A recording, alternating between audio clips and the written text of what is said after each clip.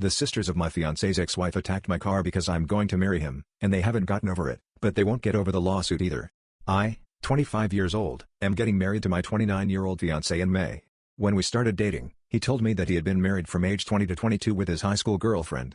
We met when he was 25, but she died from sepsis due to a botched surgery. He didn't handle it well and stayed in contact with his family, especially his father and two sisters, aged 19 and 24. For a while, at first, it was a sensitive topic for me because there was so much history between them that we would never have, and it was hard to know that she was, in quotes, everywhere around him. I never told him, and I decided to work through it on my own, especially since he often spent time with his family during our relationship. On his birthday, their anniversary, and the anniversary of her death, he would spend the day with her family. At first, it was uncomfortable knowing that the man I loved was remembering the love he had with another person, but I tried to see it from his perspective, and for the last 2 years, I've been completely secure in our relationship, and it hardly bothers me anymore. Well, he proposed a year ago around this time, and I was on cloud nine. I love this man with all my heart, but I recently discovered that he never told them that we were engaged.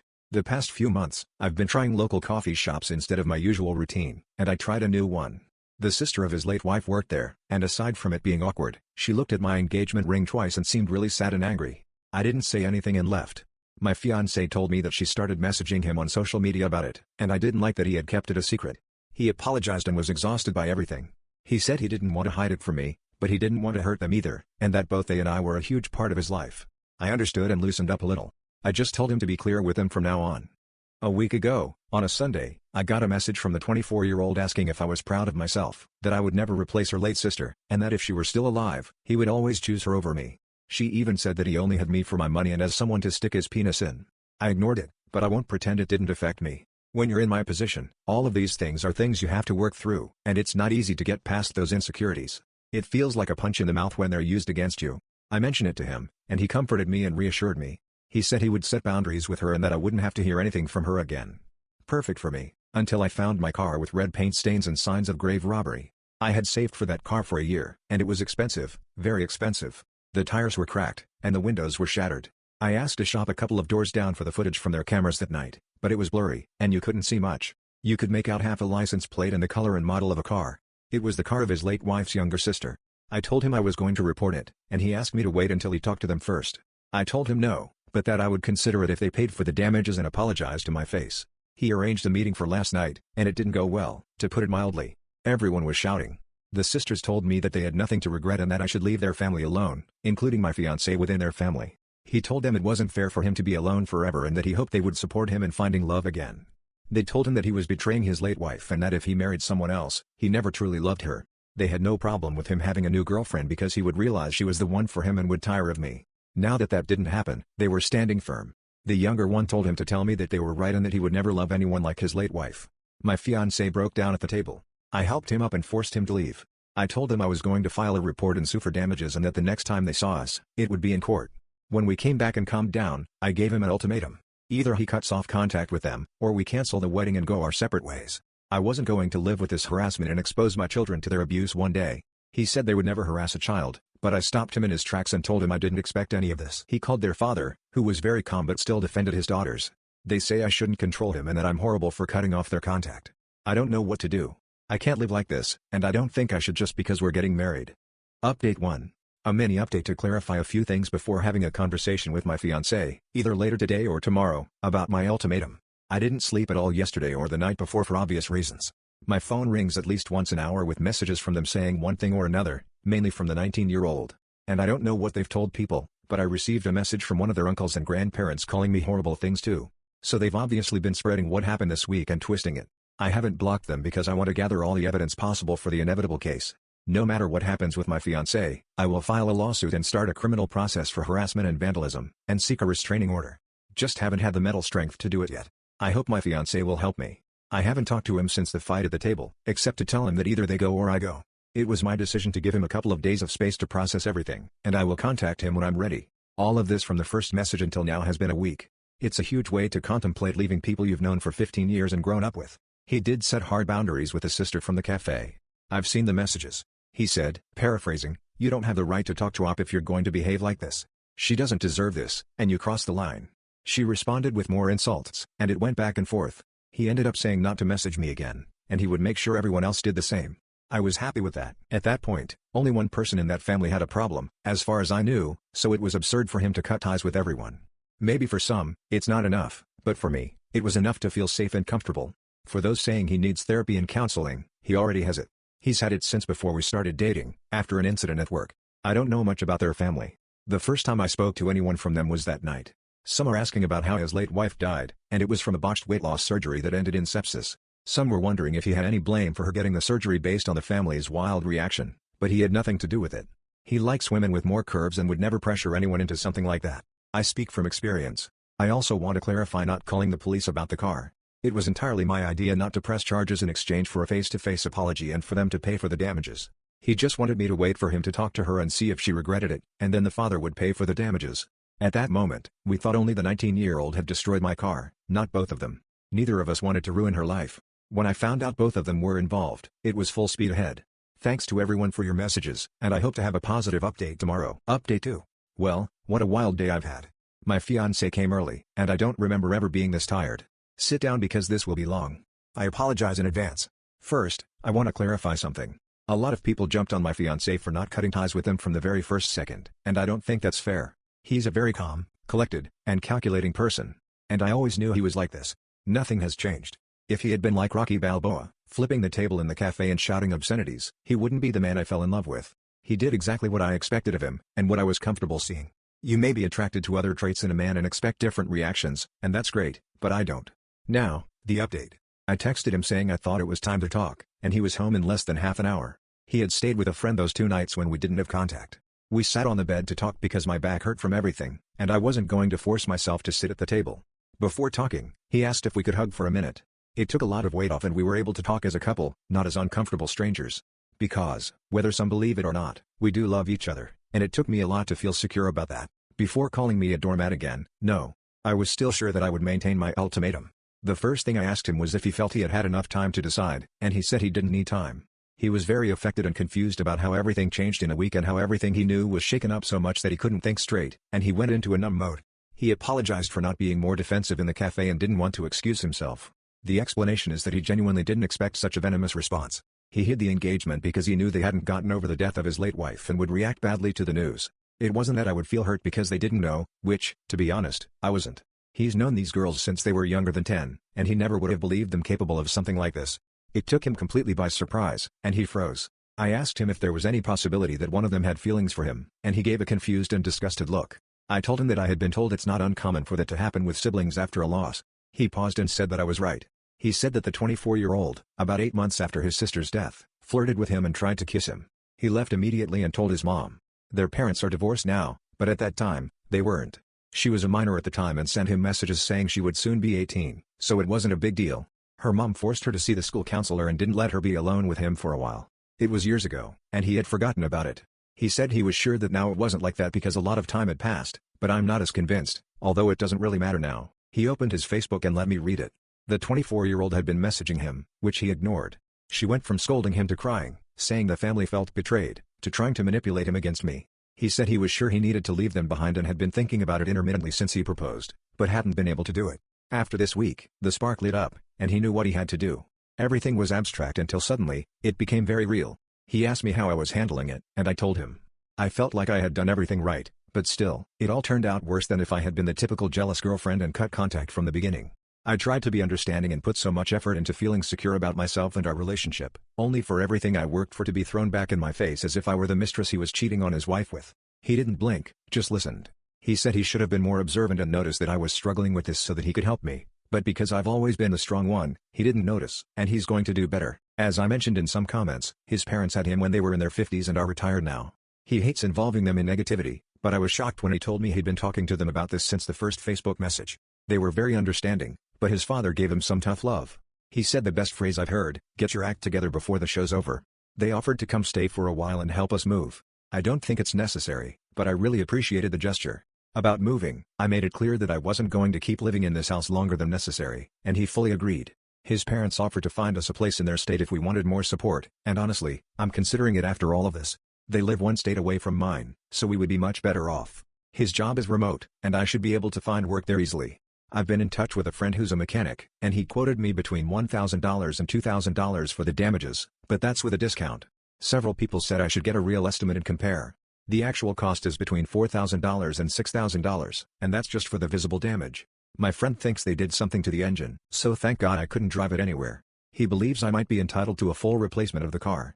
If so, I'm going to sue them, and it won't be cheap. After talking about the emotional stuff, he asked when I would feel comfortable going to the police. I made it clear that I would go with or without him.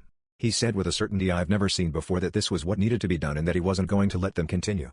He had already done enough trying to protect them, but he wasn't going to let it be at my expense. Right now, I'm in a bubble bath with bath bombs, but we'll go to the police station as soon as I get out. He's downstairs printing the new mechanic estimates and the messages the 24-year-old sent him in the past few days to be prepared. Some said nothing will come of this, and they may be right, but I have to try. I hope my local police aren't busy with something else. It's a small town. To wrap up, I asked him again if he was going to cut off contact with them or if I should leave. He didn't hesitate for a second and said they would no longer be part of his life, even if I decided to leave. He asked for one last meeting to say goodbye to the parents and close the chapter of his life and explain to the girls that this wasn't my fault but his decision after seeing how cruel they were capable of being. After that, we would block them from everything and move on. I was fine with that, so there it is. Writing all of this and being able to talk about it with people has been helpful and a good distraction from the fire that was my life, and it went as well as I could have hoped. We'll see how his meeting with them goes. I'm sure they won't be happy, but that's no longer my problem. Thanks to everyone, and I'll update after they meet. Update 3. It seems like I did something wrong because I got temporarily banned for 3 days. In the chat, someone was calling me all the sexist and degrading terms imaginable, but they sent me to the corner for defending myself. I appealed, but the appeal took as long as the ban. Anyway, sorry for the delay with these updates for obvious reasons. We went to the police station with our pile of papers and talked for a couple of hours. They were super nice. As some expected, they said I should have gone sooner, but they didn't really care because only a few days had passed.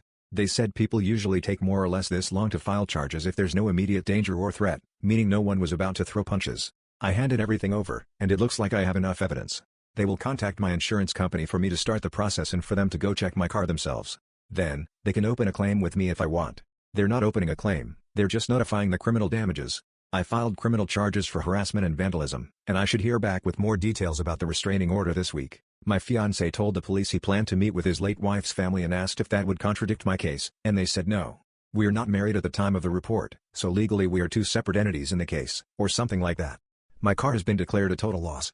My mechanic friend, who I'll call Tom because I can't keep saying my mechanic friend, and his partner at the shop checked the whole car and found these damages: shattered windshield, 4 cracked tires, 2 broken windows, obvious paint damage, and an unknown substance in the engine oil. They said with that amount of damage, the best thing would be to go for a new car, and that's what I'm going to do. Just in case anyone's curious, it was a Volvo. I've always wanted one, and I managed to buy a new one 2 years ago. Either they get me a new one, or they're stuck paying around $60,000. Either way, I'll be fine. For the amount, vandalism is classified as a felony, so they could face jail time too. My fiancé met with the family on Saturday, and Tom sat by the window. I live in a one-party consent state for recordings, so as long as my fiancé consents, the recording can be used in my case. It may not have been as dramatic as some would have wanted, but I like to imagine it was. They met in the same cafe as before, and Tom sat at a table a few tables away. My fiancé arrived after the father and before the sisters. It was better because then they were able to have a calm conversation for once. My fiancé told him how he felt, and the father was understanding, but still minimizing. He said things like, "You know they miss their sister, and they'll get over it. They just need time to accept that you're moving on." He tried several times to pay for the damages, but my fiancé didn't want to talk about it until the sisters arrived. With the 24-year-old, it was like butter never melts, very calm, but the 19-year-old came in like a tornado. My fiancé didn't pay attention to anyone until everything calmed down, and then he said this would be his last meeting with them and that from there, everyone would go their own way. He looked at the girls and said he would miss the people he thought they were, but the way they treated people horrified him, especially me. He said this was his decision, and they had to accept that I wasn't to blame. He even said it was I who offered the apology in exchange for not pressing charges. The 19-year-old interrupted asking what charges and that no one was going to accuse them for just touching a car. She froze when he asked what they had put in the engine oil, and the two looked at each other. It seems they didn't expect me to find that out. That's when the begging started. The 24-year-old even tried to touch his hand and said he needed to make me withdraw the charges because it would ruin her and affect the 19-year-old's college. He said it was too late and that the police would probably issue a restraining order soon. It might take a few days. That's when the father intervened again and said everyone should calm down and handle this like adults. Now he wants them to be adults. I see.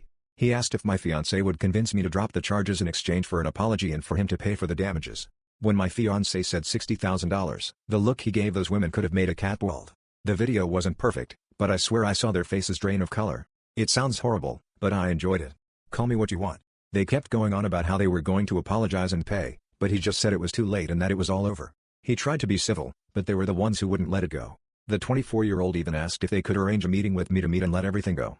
He didn't respond, and with the silence, they started saying things like, "So she's not even going to see us. She's behind all this because she doesn't want us around, and we'll see." I'm not quoting exactly because I don't know if it's allowed, and I don't want to take any risks, but it was stuff like that. They kept talking, and honestly, it was more funny than hurtful, but they incriminated themselves more and more for my harassment case, and what sealed it was when the 19-year-old said, "If we can do that to a car, imagine what else we can do." That, friends, is an admission and a threat of physical harm. My fiancé said aloud enough before wishing the father the best and telling the girls not to come near me again. He then stood up and left. That's where the recording ended because anything after that wouldn't be usable anyway. About the move, we're practically packed, and the truck arrives on Friday. We'll stay with his parents until we find a place. We're thinking of buying a house this time, but maybe we'll live in a camper for now so we're not all on top of each other. I doubt his parents will mind, but well, this will probably be the last update for a while. I've got a wedding to finish, a place to change, new invitations, etc., and less than 2 months to get it all done. Help. Update 4. It's been a while, guys. Calling these last months a roller coaster doesn't even come close. A lot has happened, and I hope I don't forget anything. Here I go. First of all, we moved far away. We're a couple of towns away from my husband's parents legally, but in practice, we live in their backyard, and mine are in the neighboring state. Hallelujah.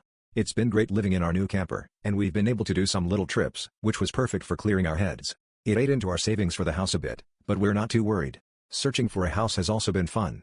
I'm not exactly sure how it happened, but fortunately, the orders came out the day before our move, and the sisters spent the whole move under police custody. I'm sure it wasn't as dramatic as handcuffs and interrogations, but I like to imagine it that way.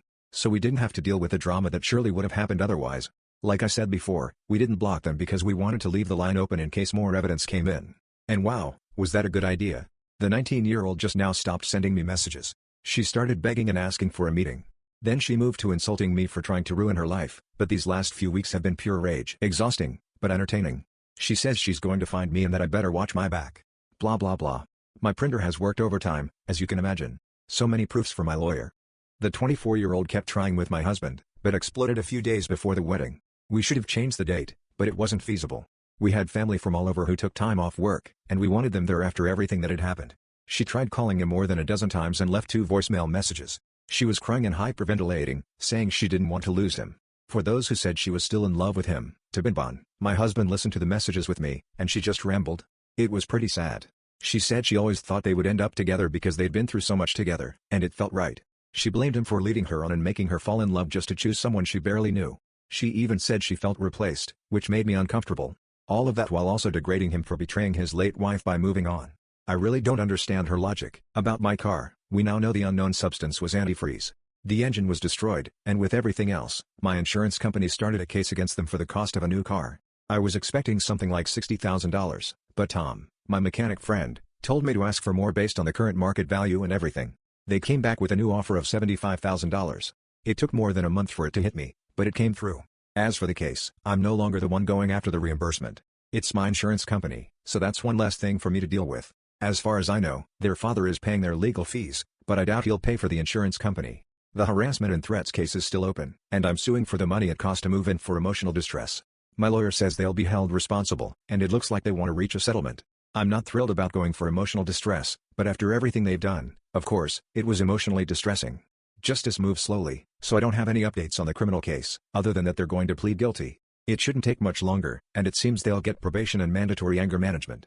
No jail time, but at least the 2 of them will have a record. My fiancé was down for a while after we moved, but he hasn't hesitated to support me.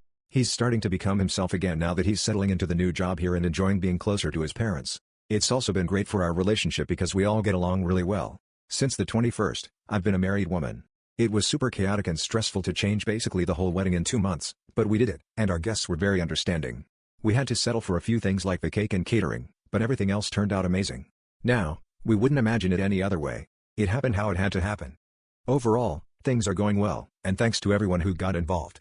It was a tough journey. I'm just glad to have them out of my life. Final update. Since it's been a while and everything has pretty much calmed down, I'm happy to report that things are going well for us now. The wedding was beautiful, and although we had to adjust a lot of things last minute, we've settled into our new life. We moved to a place that feels like home, and we've been able to clear our heads and focus on what's truly important, us. The legal issues are still ongoing, but we're staying strong and positive, and I know things will work out in the end. Thank you all for your support, and while this chapter in my life wasn't easy, I'm ready to move forward with my husband and leave the drama behind us. I'll be focusing on building a peaceful and happy life with him, and I'm looking forward to the future.